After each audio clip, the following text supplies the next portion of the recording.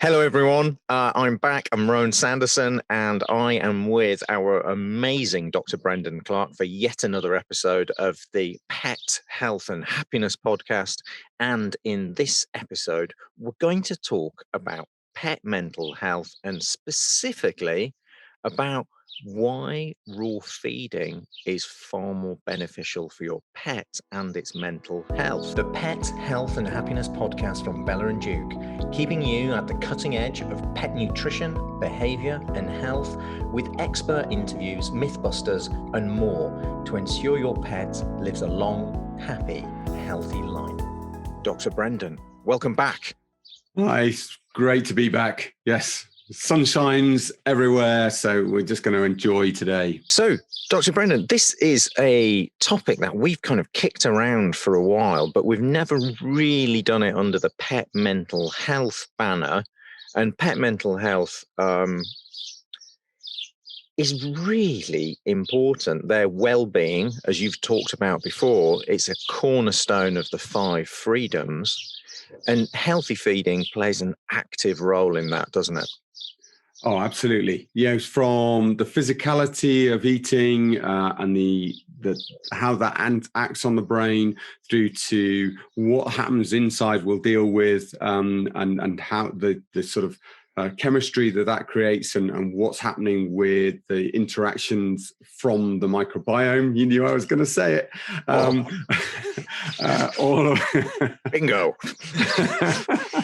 All the way through to so it's the nutrient content, what it does for their well-being, what it does for their gut microbiome, what it does for their mental health, or the physicality of enjoying the food. It's just on all levels, it is the right thing to be doing for their mental health. Yeah, and let's just jump out for a second, because you often hear people say, well, protein's protein, or, it's just carbohydrates, and they talk about these macronutrients such as protein, fat, carbohydrate, as if they're all the same. And the way I try and explain this to someone is I invite you around for dinner and I give you the option of a wild caught, beautiful Pacific salmon fillet, or one which I've just fished out of the storm drain around the back of the paint factory. What are you going to choose? And this is why protein is not just protein, and it's not just the sourcing of it, because that exemplifies the sourcing. It's actually the way it's produced, because as soon as we start faffing around and processing any of these macronutrients, it has a chemical effect. And protein, as Dr. Connor Brady always likes to talk about, it unravels. And we create all of these acrylamides and cancer-causing substances, which send your doggo's immune system into red alert. So keeping it raw and minimally processed is really the best thing. Now, and it's exactly the same with the fats. The fat story 100%. Is exactly the same. What happens if you've got that double bond between carbons and you heat it, it kinks it, it changes it into trans fats. You've got oxygen gets added into that molecule, it kinks it again. So instead of having a nice plug of the lipid layer within the cells, you end up with little crinks on those arms that reach into the cell wall, and immediately you've got damaged cell that the immune system's going to react to. Inflammation gets set up, all sorts of stuff. That's just what's happening in the cell wall, let alone what it's doing as a free radical in its own right, as damaging the things as it goes round. As soon as you've heated it and changed it, and this is where I can't believe, even on the human side, there are people out there that will not acknowledge the difference between the basic raw material and once it's been cooked. Oh, it's entirely different. And if you are actually testing people for allergies or sensitivities, or even the dreaded intolerance word, basically, if you were to look at cooked beef and raw beef, they're 2 totally different structures. The body doesn't even see them as the same product. So just because we use the word beef in both elements doesn't mean that the body sees them like that. Why? Because their structure is so changed. They look like different people entirely. It's funny because a lot of people actually say, well, where's the evidence behind raw? And where's it? Well, okay, I'm all for promoting the advancement of evidence-based nutrition and medicine, because we need to know what we're talking about. And what you've demonstrated there, Brendan, is simply by referring to the biochemistry, we can see what happens. And then we look at the evidence, which is, for instance, that largest survey in pet wellness, I think in Europe, that we conducted last year. Everybody talks about how their doggo's fur becomes softer and glossier when they move on to raw. Why? Well, because these hairs are actually made up and coated with fats from the glands as they push through the skin. And this is it. If you've got ultra heat treated, rancid or oxidized fats, well, the hair quality is going to be entirely different because the secretions are just not the same. Yeah. And we see this. So we've talked about two macronutrients there, the protein, the fats, okay, and why they're so important, to be in a raw form, to be utilized and digested and distributed into the body in the most appropriate way. But also, all of those sinews also enhance the microbiome and their ability to produce some of the hormones they do, which have an effect on your pet's wellness. Oh, and in terms of the mental health, especially, I mean, where's the majority of serotonin produced in the body, in the gut? Absolutely. So there's, and that has influences around the body. Now, some people talk about, well, is that serotonin produced in the gut going to actually transmit through into the brain fully? Does it get across the blood-brain barrier? I would say there are lots of other effects that has to help calm your dog, even if it doesn't get through in sufficient quantities and they need to make it specifically in the brain for that to be active on the brain, then there are so many other effects that help reduce blood pressure, will help reduce stress on the body, that actually means that generally if the inflammation is less, they're going to feel better for it. Hi, I'm Andrew. I have been with Bella+Duke for about 3.5 years and I'm the content marketing manager. I work with the team to tell the Bella+Duke story. Our goal is to create outstanding pieces of content to ensure that pets are as happy and healthy as possible. A bit about my best friend. He's a cat. He's called Stuart. We've had him for about 3.5 years. He's 3.5 years old. We got him when he was 12 weeks old and he's the best thing that's ever happened to us. How has he affected my mental health? Well, he's improved it massively. It's, end of the day, he'll come up to me and sit on me for a good half an hour, having a little nap, purring on me, sleeping. It's the cutest thing, and he's so soft, so he's nice and warm, and it gives me a nice warm fuzzy feeling, as you say. So I'll walk up the stairs, I'll go upstairs and he'll swipe my arm. He'll he's always saying hello. It's just a nice thing to have, a little companion just to say hello to you all the time and give you unconditional love when he wants to, because he is a cat. How do I help his mental health? Well, we did try to take him for a walk once and he wouldn't take to the harness. He didn't like it at all. He was having none of it. So what I try to do is I'll play with him with a little bit of string, move him around, give him that exercise, but also that companionship. I'll also, I'll give him belly rubs. He doesn't really like them, but he's getting that sort of touch that would help. And every Saturday he gets himself a little chewing snack as well to just keep him well. So ultimately the key, I think, is we love him and we make sure he's as happy and healthy as possible, which is why also we feed him the raw food, which I can't tell you, his litter tray doesn't smell. He looks soft as anything and his eyes have never had any tear stains and he's got the brightest eyes of any cat I've ever known. So I was speaking to an amazing functional medicine practitioner, a peer of mine, and they very hilariously said it's a good job that the majority of serotonin we make doesn't go across the blood-brain barrier. He said otherwise it would be like being on a constant super trip. So people wouldn't get things done and they wouldn't be able to interact. So the blood-brain barrier does a really good job of protecting your brain from the amount of serotonin you can produce in a healthy gut.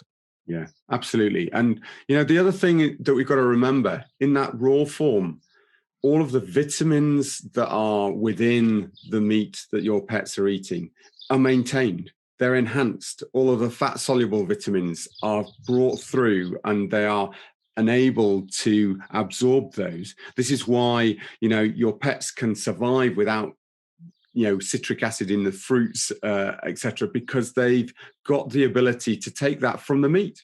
We know that people can survive on good, well-reared meat because, without getting scurvy, because they can absorb that vitamin C. If you start to corrupt that, again, back to your sourcing of the food not being great, or back to the actual processing of the food, meaning that you've got to throw in extra powders which aren't necessarily absorbed very well to supplement that food because you destroyed the vitamins in the processing mix, then actually that's going to be deleterious to your pet's health and welfare. 100%. And listen, why does anything need to be fortified with if those vitamins and minerals naturally occurring within weren't destroyed during the processing process? That's a really good point. Now, just focusing back in on mental health, I remember we were talking about raw meaty bones and how exhibiting natural behavior is so beneficial for your pet. I think you encapsulated it perfectly, Brendan, when you said it's not just good for their dental health, it's good for their mental health. So in addition to feeding I'm going to avoid the term complete, but in addition to feeding a broad spectrum, super healthy, well-sourced raw diet, never forget the importance of a raw, big, meaty bone. Yeah, and for those people who are anxious about the size of bone for their pet, look, there's so many options out there, from necks, so duck necks, all the way through to poultry carcass, wings, and on to things like, yes, the larger bones, lamb bones, neck bones, things like that they can eat depending on the size of your pet. So you don't need to reach for the big knuckle bone, weight-bearing bone and give it to your little chihuahua. There are so many other ways, as long as they are taking the time to chew through that and actually get that gnawing, sensation of feeling, right, do you know what? I'm actually having effort to eat this. And that sets up their whole digestive process. Oh, yeah. Releases all of the endorphins in the brain. They've got all of that going because they feel satiated by that process. Well, it's basically a hardwired, written in their DNA. It's integral to their essence, isn't it? This whole gnawing bones, they know that it brings minerals, it brings vitamins, it's pacifying, it's gratifying. It's one of the number one things you can do for your pet's mental health. In terms of feeding. So that's really interesting. I love diving in to, shall we say, the understanding of why. And quite often these things get repeated and we don't have any facts to hang our hats on. But when you look at the science, you can see that dogs are hardwired to eat meaty bones. It's good for them. It's pacifying. And the downstream processes, even on the microbiome of all those bone fragments and those, I'll hand over to you, Bert. All of the ligaments, the collagen, all of that has a process in there. We talk about bone broths. Okay, that's, and what nutrient value that gives into enhance the microbiome. Well, that's also within all of those bone materials as well. So why shouldn't it do the same thing? We've covered quite a few points there, Brendan. Feeding raw is truly the best thing you can do for your pet's health in virtually every circumstance I can think of, barring 1% of cases. I think throwing in some raw meaty bones and, of course, the evergreen bone broth, which seems to get mentioned every episode. Why? Because we think it's one of our number one health tools. Absolutely. It wouldn't be without it. Yeah, it's great for your pet's mental health. Why? Well, all of those smells are super satisfying. It helps heal the gut. And let's not gloss over the fact that the gut-brain axis is so important. Yeah, look, people don't realize how much of a driver your gut microbiome is. Oh, all of those signals that we see in humans. In the past, when I've dealt with clients, I've often said, please, it's not about you or compulsions or cravings. Quite often it's your zoo, not your you, which is actually driving those, desires to snack. Same thing with dogs. Their microbiome is actually more advanced than ours because they get exposed to a lot more pathogens. They're eating off the ground. It needs to be a lot more robust. Those bacteria are going to have an even bigger effect on your dog. They play an incredible role, not just in all those beautiful signals that they send to their brain, but also in protecting them from all the nasties they found on the ground. Yeah. Okay. And you were mentioning about there's a pet mental health initiative coming up. What's that all about? Well, it's about raising awareness of pet mental health. We do talk about human mental health, and we rely on these animals so much. June month in 2021 is Pet Mental Health Awareness Month for us at Bella+Duke, and we are doing a walk for #PetMentalHealth.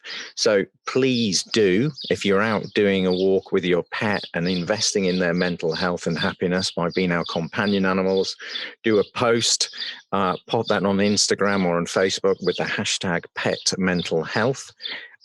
Let's help people realize the importance of our pets' mental health.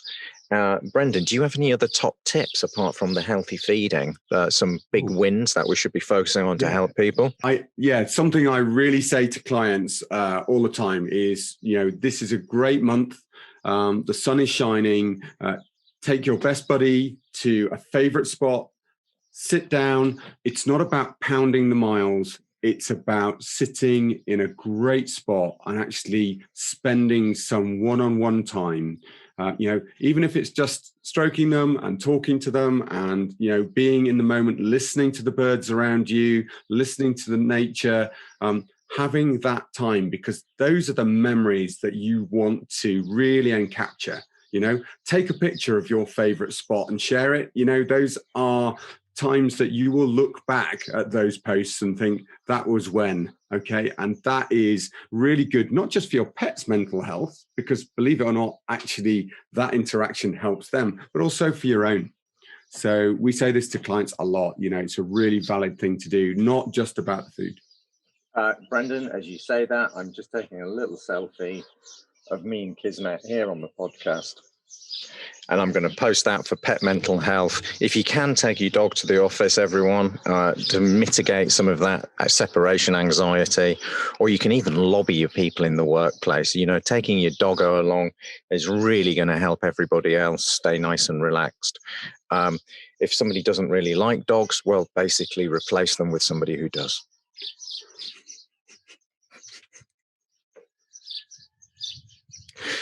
On that note,